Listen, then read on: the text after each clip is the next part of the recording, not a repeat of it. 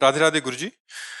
गुरुदेव, किसी अपने के द्वारा विश्वासघात और दिल को चोट पहुंचाने के बाद मन में एक अजीब सी कड़वाहट भर जाती है उसके प्रति, जिससे हमारे उसके साथ जो गलत व्यवहार किया है। अगर हमारे साथ कोई विश्वासघात करता है तो हमने किसी के साथ विश्वासघात किया है। हमारा पक्की बात मान लेना, आप संशय मत करना। क्योंकि अगर हमारे द्वारा कर्म नहीं बिगड़ा है तो हमारे साथ कोई कर्म बिगाड़ नहीं सकता।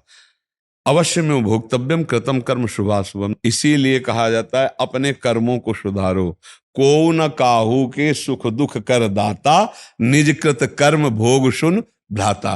कोई किसी को सुख दुख देने वाला नहीं, अपने कर्मों का भोग जीव को भोगना पड़ता है। तो हमारे साथ विश्वासघात आज हो रहा है और हम कल को भूल चुके हैं, लेकिन कल हमने उसके साथ विश्वासघात किया था, तभी वो हमारे साथ विश्वासघात कर रहा है। पक्का समझो। यहाँ हिसाब किताब बराबर करने के लिए आए हो तो कर लो, नाम जप करते हुए मुक्त हो जाओ। अब अगर उसकी निंदा करो, अब आप उसके आगे कार्यक्रम करो तो नया संस्कार बनेगा, वो आपको भोगना पड़ेगा। बिना हमारा कर्म बिगड़े कोई हमको दंड नहीं दे सकता, खुली आम बात है। अब हमको ज्ञान नहीं, बोले बेमतलब का उत्तर दे दिए, बोले कि तुम्हारे कर्म रहा होगा। अब चूंकि आपको ज्ञान नहीं है ना। अच्छा, अभी इसी जन्म की बात बताओ, 9 महीने माँ के गर्भ में रहे, आपको याद है कुछ? तो कितनी याद है? पूर्व जन्म की बात छोड़ो, हम इसी जन्म की कह रहे हैं। 9 महीना अपने माँ के गर्भ में हम सब रहे हैं। कुछ याद नहीं है कि क्या हालचाल थे आपके? माँ के गर्भ में कितना भयंकर कष्ट था, आपको पता है? मलमूत्र के बीच में कीड़े की तरह हम थे भाई। मलाशय मूत्राशय है उदर में, और वहीं तो खोपड़ी के बल्ले से हमारा सृजन हुआ है। हमें याद है, बोला एको सेकंड का अनुभव करके बताओ कि माँ के गर्भ में क्या। तो फिर पीछे के कर्म का कैसे याद होगा तुम्हें, जब इसी जन्म का याद नहीं? तो मानना पड़ेगा, बिना कर्म के हमें कोई सुख दुख नहीं दे सकता। अगर जैसे मान लो कोई पुत्र आया, ऐसा पवित्र आचरण करता है, ऐसे कार्य करता है, माता पिता देख देख के सुखी होते नहीं होते? और एक ऐसा आता है कि जन्म से ही कष्ट देना शुरू कर देता है, पैसा बर्बाद करना शुरू कर, पूरा जीवन नरक कर देता है। क्या हुआ? एक कर्म को भुगताने के लिए आया, पाप कर्म को, तो दुख ही दुख देता चला गया। एक आया पुण्य कर्म को भुगताने के लिए, कि उसके आचरण देख देख कर, उसका व्यवहार देख देख कर माता पिता का हृदय शीतल होता है। क्योंकि तुमने थोड़ी पुत्र की रचना की है, कि सब कोई चाहता है हमारा पुत्र हमें सुख देने वाला बने, तुम्हारे कर्म ने रचना की है। अब कोई ऐसे आते हैं कि जन्म से ही बीमारी शुरू हो गई, पैदा होते ही लाखों करोड़ों रुपए खर्चा हुए, और फिर इसके बाद पधार गए, रुपया भी बर्बाद हो गया और चले गए।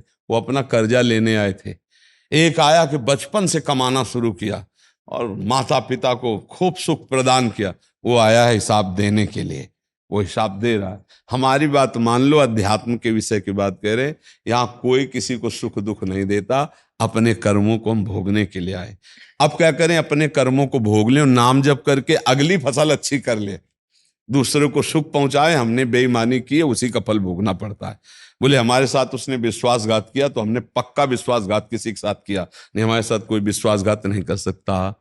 क्यों? किसका प्रश्न था? महाराज जी, उसके बाद ये पूछ रहे हैं कि जिसने हमारे साथ गलत किया होता है, फिर जब उसके साथ गलत होता है तो फिर हमें बड़ा अच्छा लगता है कि ये भगवान ने सही किया, नहीं तूने मेरे उस साथ किया नहीं तो। नहीं, उसका उसका कर्म है। तुम्हारे थे, तुम्हारे से थोड़ी हो गया। तो तुम्हारा तुम्हारा बुरा किया तो इसके बाद उसका, अरे तत्काल थोड़ी किसी का दंड मिलता है। आप देखो कितने ऐसे आतंक फैलाने वाले लोग, दुष्ट स्वभाव के लोग बड़े बड़े अपराध करते हैं और तुमको आनंद में दिखाई देते हैं, बड़े सुखी दिखाई देते हैं। वो तत्काल थोड़ी। एक किसान फसल बोता है तो 4-5 महीना लगता है भैया। एक आदमी कत्ल करता है तो उसको 2-4-6 महीने लगते हैं न्यायाधीश को सजा देने के लिए। तो ये सरकारी काम है। अब आपका कोई बेईमानी की और तत्काल उसका एक्सीडेंट हो गया, हाथ पैर टूट गया, तो आप समझते हो कि आपका करने नहीं नहीं, उसका वो कर्म संयोग चल रहा है। तुम्हारा कर्म संयोग तुमको भुगतना, उसका उसका कर्म संयोग भुगतना। क्या एक भक्त को ऐसी भावना भी नहीं आनी चाहिए नहीं, ना, नहीं करनी चाहिए, नहीं उससे करनी। उसको भगवत प्राप्ति में बाधा होती है महाराज जी।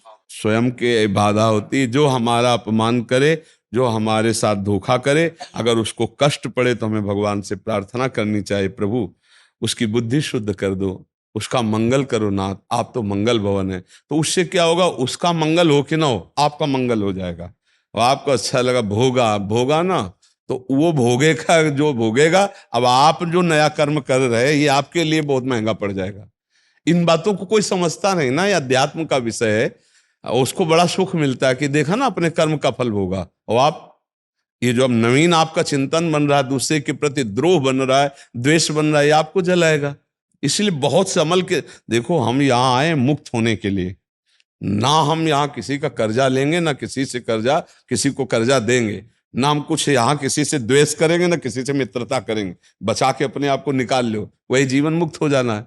अब ये कर्म फंसाता रहता है जीव, तो आगे जन्म फिर लेना पड़ेगा।